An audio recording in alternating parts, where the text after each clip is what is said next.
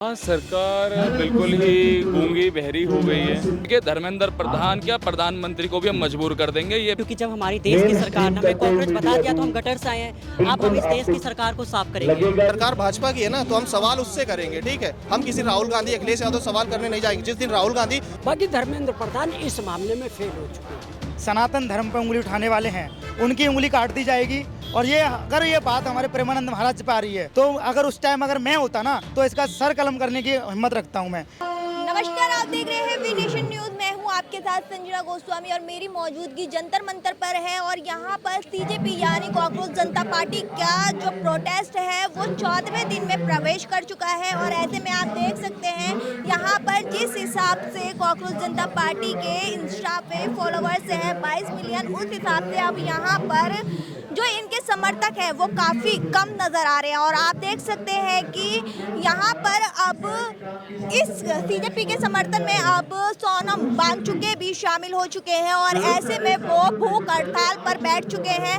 आप देख सकते हैं यहाँ पर सोनम वांगचुक भी आ गए हैं और वो भूख हड़ताल पर हैं और लगातार सिर्फ एक ही मांग कर रहे हैं कि धर्मेंद्र प्रधान जल्द से जल्द इस्तीफा दे।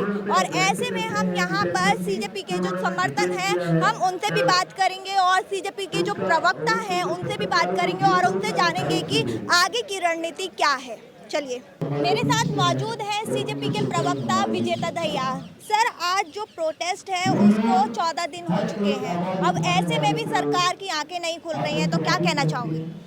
हाँ, सरकार बिल्कुल ही गूंगी बहरी हो गई है। उसे लोगों का कोई दर्द नहीं दिखता, कुछ नहीं दिखता। इतने लोगों की मृत्यु हो जाती है तो भी बेशर्मी का आलम देखिए कि प्रधानमंत्री ने कोई सांत्वना के 2 शब्द तक वो कहने लायक नहीं हुए। उल्टा वो तो धर्मेंद्र प्रधान को ही उसकी तारीफ कर रहे हैं। तो बहुत ही घमंडी रवैया है और डेमोक्रेसी में नहीं चलेगा। सर, आपको जो ये प्रोटेस्ट की परमिशन थी वो सिर्फ 1 दिन की मिली थी, वो भी शाम 5 बजे तक की थी। आज 14 दिन हो गए हैं और इधर वही अभिजीत दीपके कह रहे हैं कि जो दिल्ली पुलिस है वो उनके साथ टेररिस्ट जैसा बर्ताव कर रही है। अब क्या कहना चाहोगे इस पे? वास्तव में ऐसा हो रहा है?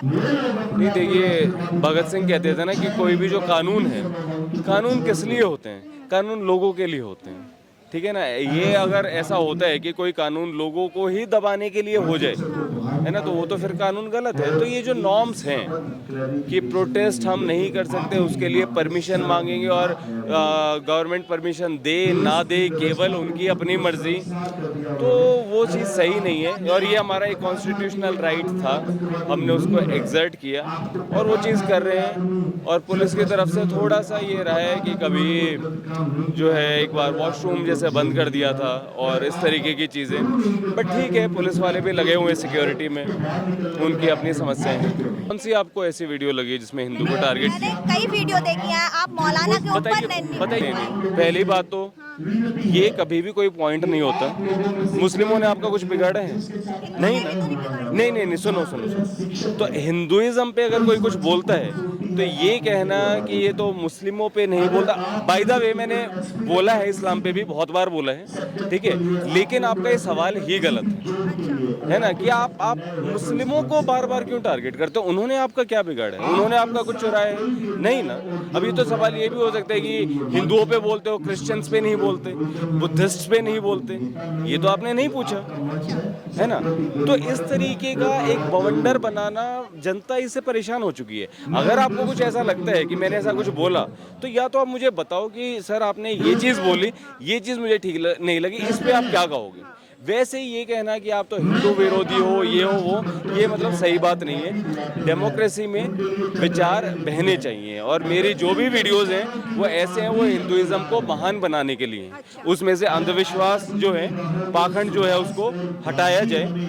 और जो आपने कहा क्या प्रेमानंद महाराज, अगर वो ये कहेंगे कि आसाराम मेरे राम हैं, मेरे ठाकुर हैं, एक बलात्कारी के बारे में ऐसा कहेंगे तो ऑफकोर्स उनको कॉल आउट किया जाएगा। पेपर तो लीक हुआ था, महाराष्ट्र में टीईटी पेपर भी लीक हो गया, अब क्या कहोगे? हाँ, तो यही इसी के खिलाफ तो लड़ रहे हैं ना, कि बिल्कुल ही आपने मजाक ही मान रखे हैं।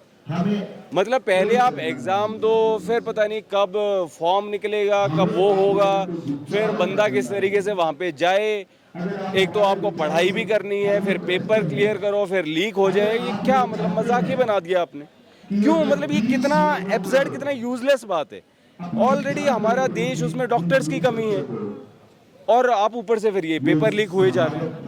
और जो पेपर लीक हुए पेपर को जो खरीद के जो जा रहे हैं सिस्टम के अंदर, वो पुलिस वाले क्या फिर करप्ट नहीं होंगे? वो डॉक्टर क्या फिर करप्ट नहीं होंगे? तो ये देखो ना कितनी बड़ी प्रॉब्लम है।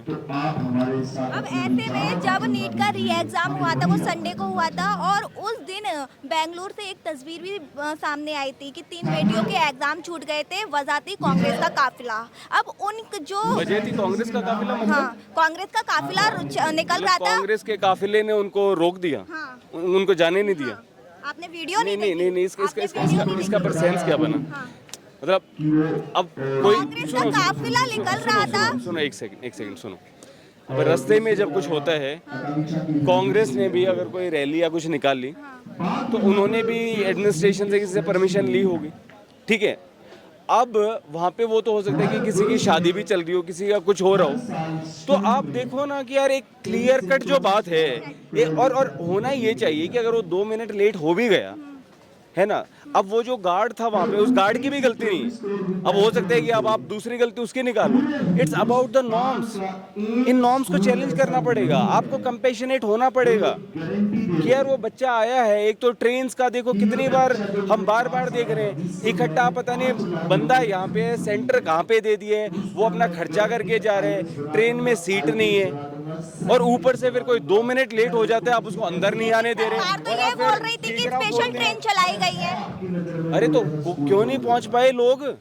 बार लोगों को दिख रहा है ना कि लोग कितने परेशान हैं। कहाँ गई वो स्पेशल ट्रेन? स्पेशल ट्रेन तो वो तब चलाते हैं जब अपने वोटर्स को सीधा वहां पे पहुंचाना होता है, वो सारा चीज हो जाती है। हाँ, इलेक्शन हो जाते हैं एक ही दिन में सारा कुछ, और ये चीज आपसे हो नहीं पा रही, ऐसा कैसे? तो ये तो नियत में गड़बड़ है। और सबसे बड़ी प्रॉब्लम क्या है कि जब अगर कोई अपनी प्रॉब्लम को मानेगा ही नहीं, तो सॉल्यूशन क्या करेगा? ये तो मानने को ही तैयार नहीं। कांग्रेस का काफिला था, ये मतलब कुछ सेंस बन रही है इस बात की? तो कांग्रेस का काफिला निकल रहा था, इसलिए बच्चियां नहीं पहुंच पाई थी। सर, बात को तो समझिए। इस बात की सेंस क्या बनी? कांग्रेस एक देश की एक पॉलिटिकल पार्टी है, वो कहीं पे रैली भी निकालेगी, कुछ करेगी। अब कांग्रेस को थोड़ी ना वो है, अब ये मतलब इस बात की कोई तुक भी तो बनना चाहिए। वो तो रास्ते में कहीं ना कभी कोई ट्रैफिक होता है, कभी कोई चीज़ हो रही होती है, तो ऐसे तो मतलब होता ही है। अब कोई ये कहेगी यार संजना वहाँ से जा रही थी, इसलिए लेट हो गई, मतलब उसका कुछ तुक नहीं बनेगा ना। आप बात नहीं समझ पा रहे हैं सर। चलो कोई नहीं। नहीं, मैं कैसे नहीं समझ पा रहा हूँ? अगर कांग्रेस का कोई नेता उसने काफिला निकल रहा है क्या? उसको ये नहीं पता था कि यार री एग्जाम है, नीट का एग्जाम है, तो मैं अपने काफिले को रोक सकता हूँ। अगर उसने प्रधानमंत्री रोक सकते हैं, तो वो नहीं रोक सकता। अगर उसने इलीगल तरीके से कोई वो काफिला निकाल रहे हैं, पकड़ो ना उनको। कोई होगा, कोई कांग्रेस का नेता कौन है, अगर ऐसा कुछ है कि इलीगल तरीके से कुछ निकाल रहे हैं, तो पकड़ो, डालो जेल में। क्यों नहीं करते फिर? क्योंकि प्रधानमंत्री भी उस दिन एयरपोर्ट पर 45 मिनट तक रुके रहे थे। ये आपको ये सही लगता है? मतलब ये इतनी एक जोकर बाजी है। मैं ये कह रही हूँ कि प्रधानमंत्री रुक सकते हैं, तो कांग्रेस का नेता एक क्यों नहीं रुक सकता एक नीट एग्जाम को लेकर? तो आपको वाकई ये लग रहा है कि हाँ प्रधानमंत्री को रुकना पड़ा नीट के उनके लिए? मतलब आप वाकई मतलब बिलीव कर लेते हैं इन सब नौटंकी पे? हर बार तो वो बार जहाँ पे भी जाते हैं, पता नहीं वो कौन सी एम्बुलेंस है, प्रधानमंत्री का काफिला रुका एम्बुलेंस को जगह देने के लिए। हिमाचल में जाए, कलकत्ता में जाए, कहीं पे भी जाए, एम्बुलेंस को देने के लिए काफिला रुका।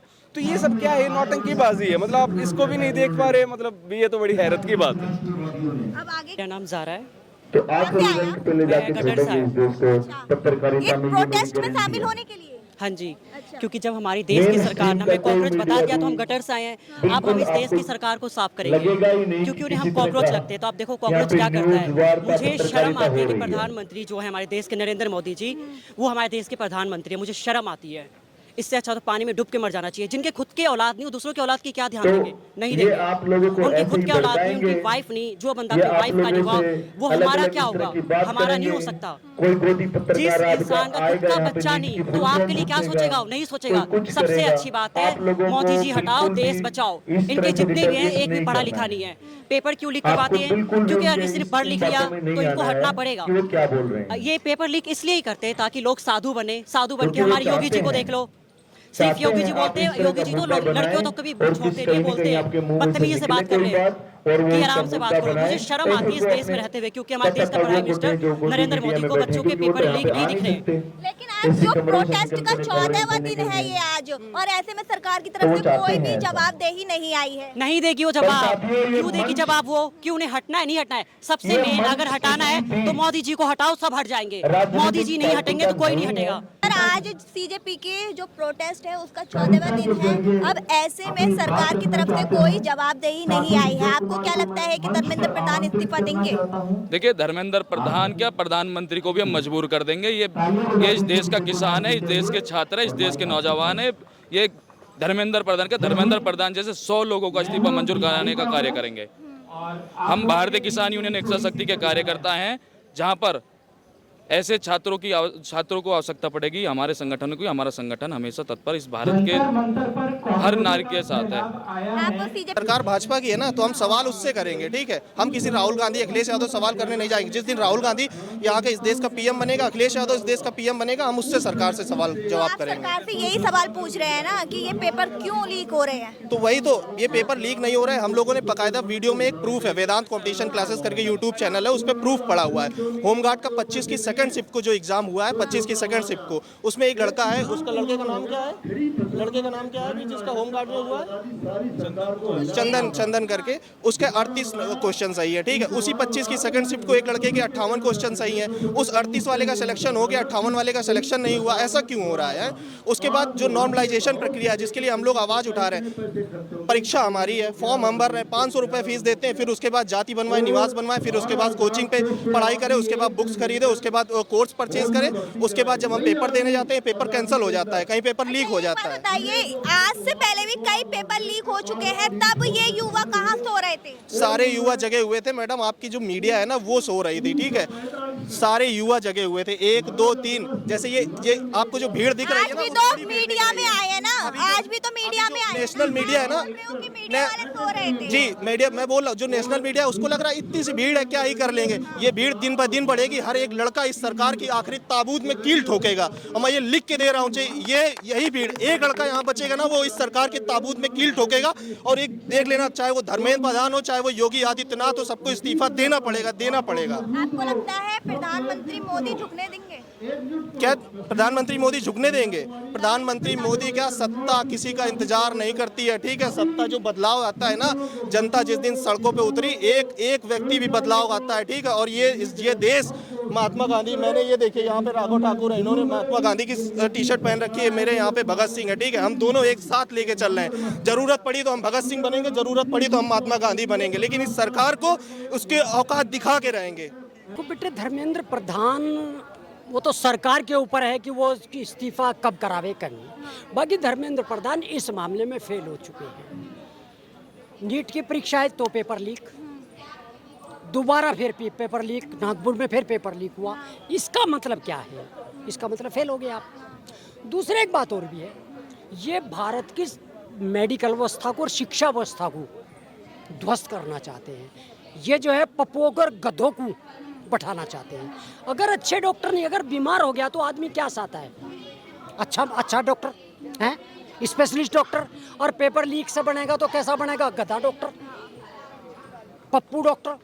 तो कैसे इलाज कराओगे? ये भारत की मेडिकल व्यवस्था पर हमला है। भारत को जो है मेडिकली रूप से जो है बिल्कुल ध्वस्त करना चाहते हैं। तो इसलिए जो है, और जब देखो बात सुनो, अगर गाड़ी चलानी नहीं आती और स्टीयरिंग पे बैठ गया तो क्या होगा? एक्सीडेंट हो गया। वही काम हो रहा है। धर्मेंद्र प्रधान जी थे, शिक्षा मंत्रालय की गाड़ी नहीं चल रही है, इसलिए उन्हें स्वतः नैतिकता के आधार पर इस्तीफा दे देना चाहिए, हट जाना चाहिए। दूसरा काम है, दूसरा कुछ काम कर लो। जंतर मंतर पर सीजेपी का जो प्रोटेस्ट चल रहा है उसमें एक लड़की का बयान काफी वायरल हो रहा है। उसने प्रेमानंद महाराज जी को पाखंडी कहा है, और ऐसे में प्रेमानंद महाराज के जो समर्थक हैं, हम उनसे जानेंगे वो इस बयान को कैसे देख रहे हैं। क्या कहना चाहोगे? वैसे तो मैं आपको सबसे जय श्री राम बोलना चाहूँगा। बाकी कि मैं ये कहूँगा, अगर हमारे सनातन धर्म पर उंगली उठाने वाले हैं, उनकी उंगली काट दी जाएगी। और अगर ये बात हमारे प्रेमानंद महाराज पे आ रही है, तो अगर उस टाइम अगर मैं होता ना, तो इसका सर कलम करने की हिम्मत रखता हूं मैं। अगर ये अपने तरीके से कोई नहीं प्रोटेक्ट करो, हमें कोई दिक्कत नहीं है। हम इनसे ये नहीं कह रहे इनके धर्म को या इनको जात को गाली दे रहे, नहीं। तुम हमारे सनातन धर्म को या हमारे देवी देवताओं को गाली दोगे, टारगेट करोगे तो तुम बचोगे नहीं। तुम ये सोच रहे हो कहीं के जज हो क्या? कुछ नहीं हो सकता। तुम्हारा संविधान, अगर तुम संविधान में ये लिखा गया है क्या कि तुम किसी को गाली दो? ये नहीं लिखा हुआ कहीं संविधान में। तुम को किसी को गलत दिखाओ, अपना एक वायरल के चक्कर में तुम किसी को गलत बोल सकती हो क्या? वायरल होने के चक्कर में। और ये छुटकी सी है, ये वायरल के चक्कर में उल्टा सीधा बोलती है। कभी कहती है इसको नीट की फुल फॉर्म नहीं पता, CBSE में 10वीं क्लास में पढ़ रही है, इसको CBSE बोर्ड की नहीं पता, तो हमारे प्रेमानंद महाराज जी के बारे में कैसे बोल सकती है? और रही मोदी जी के बाद पी का अक्षर, तुझे ये भी नहीं पता पी किससे बोलते हैं, पी किससे बना हुआ है, कितने अक्षर पे आता है पी, इसे ये नहीं पता होगा, 10वीं क्लास में पढ़ी हुई है। जंतर मंतर पर ये जो लोग आए हैं वो यूपी से आए हैं और इनके हाथ में जो तख्ती लगी हुई है उस पे लिखा है UPSI का स्कोर कार्ड जारी करे, विद्यार्थियों का अधिकार पूरा करे। हम इनसे ही जान लेते हैं आखिर ये किन अपने मुद्दों को लेकर आज जंतर मंतर पे आए हैं। क्या इन्हें उम्मीद है जो ये मुद्दे लेके आए हैं वो उनको सरकार सुनेगी? क्या नाम है आपका? हाँ, मेरा नाम राघव ठाकुर है और मैं UPSI का स्टूडेंट हूँ। और पिछले मतलब उत्तर प्रदेश में पिछले कुछ महीने से अलग अलग भर्तियों में बहुत ही गड़बड़ी, विसंगतियाँ, अपारदर्शिता देखने के लिए मिल रही हैं। यहाँ तक कि अभ्यर्थियों को स्कोर कार्ड भी नहीं दिया जाता है। जैसे आपकी UPSI भर्ती है, यूपी कांस्टेबल है, अभी यूपी होमगार्ड का रिजल्ट आया, उसका भी इन्होंने स्कोर कार्ड नॉर्मलाइजेशन डेटा नहीं दिया है। बिना नॉर्मलाइजेशन डेटा स्कोर कार्ड के रिजल्ट जारी कर दिया, जिसकी कट ऑफ बहुत ज़्यादा हाई देखने के लिए मिली है। उससे पहले UPSI का भी रिजल्ट आया था, जिसको लेकर के हम पिछले 3 महीने से मांग उठा रहे हैं UPSI के स्कोर कार्ड और नॉर्मलाइजेशन डेटा को लेकर। लेकिन जब इन्होंने 7 मई को रिजल्ट जारी किया तो उसका भी इन्होंने स्कोर कार्ड नॉर्मलाइजेशन डेटा नहीं दिया है। और लेखपाल भर्ती भी इसकी 21 मई को पेपर हुआ था। हमारी मांगें ये हैं कि उत्तर प्रदेश की भर्तियों में, चाहे वो UPSI है या यूपी कांस्टेबल है और या वो यूपी होमगार्ड है, सभी भर्तियों के स्कोर कार्ड और नॉर्मलाइजेशन डेटा जारी किया जाए। जो लेखपाल भर्ती में गड़बड़ी के आरोप लग रहे हैं, कुछ विशेष सेंटरों से अभ्यर्थी परीक्षा का समय जो 10 से 12 बजे था उसके 2-2.5 घंटे बाद बाहर निकलते हुए दिखाई दिए, तो वहाँ कहीं ना कहीं गड़बड़ी के जो आरोप लगाते हुए अभ्यर्थी नजर आ रहे हैं, तो उसकी जांच कराई जाए। अगर आरोप यही लग रहे हैं कि कुछ विशेष अभ्यर्थी बाहर निकले थे, तो कहीं ना कहीं इनका सेटिंग से पेपर बाद में खाली OMR को भरवाया जा रहा था, ये ऐसे आरोप लग रहे हैं। तो ये UPSSC आयोग को, उत्तर प्रदेश की सरकार को इसकी जाँच करानी चाहिए। अगर जाँच में प्रारंभिक स्तर पर ही ऐसे प्रूफ पाए जाते हैं तो इसका री एग्जाम करा देना चाहिए। और ये तमाम भर्ती की जो भी खामियां हैं, इसको लेकर के हम पिछले 3 महीने से लगातार कैंपेनिंग कर रहे हैं, जिसके अंतर्गत हमने उत्तर प्रदेश के 200 से 250 जनप्रतिनिधियों को ज्ञापन दिए थे CM योगी आदित्यनाथ के नाम। और हमारी टीम उन्होंने कोई सुनवाई नहीं की, कोई सुनवाई नहीं करी है। और हमारी टीम 4 बार जनता दरबार गई। ये लोग कहते हैं कि जनता दरबार में योगी जी सुनवाई करते हैं, जो उनका गोरखपुर में लगता है और लखनऊ में लगता है, लेकिन इनके मतलब 4 बार जनता दरबार जाने का भी हमें कोई भी सॉल्यूशन वहाँ पर नहीं मिला। हैं कि ये वही बच्चे हैं जिन्होंने पेपर लीक के बाद आत्महत्या कर दी थी और ऐसे में यहाँ पर बीजेपी जो है वो इन बच्चों को न्याय दिलाने के लिए लगातार डटी हुई है। और आप देख सकते हैं कि CJP के समर्थन में यहाँ पर लोग आए हुए हैं और ये 14वां दिन है जो कि प्रोटेस्ट ऐसे ही जारी रहा है। और यहाँ पर जो लोग मौजूद हैं, हमने उनसे भी बातचीत की थी और उनका कहना है कि ये प्रदर्शन ऐसे ही जारी रहेगा जब तक धर्मेंद्र प्रधान इस्तीफा नहीं देते। और अगर धर्मेंद्र प्रधान की तरफ से अभी तक कोई जवाबदेही नहीं आई और ऐसे में आप देख सकते हैं कि यहाँ पर जो समर्थक हैं अड़े हुए हैं कि जब तक धर्मेंद्र प्रधान इस्तीफा नहीं देते हम यहाँ से नहीं जाएंगे। और यहाँ पर पूरे भारत के कई राज्यों से लोग दूर दूर से आए हुए हैं और यहीं पर रह रहे हैं, यहीं पर खा रहे हैं, यहीं पर सो रहे हैं, लेकिन कह रहे हैं जब तक हम घर नहीं जाएंगे, जब तक धर्मेंद्र प्रधान इस्तीफा ना दें। फिलहाल इसमें इतना ही। ऐसी ही तमाम खबरों के लिए देखते रहिए संजना कैमरा।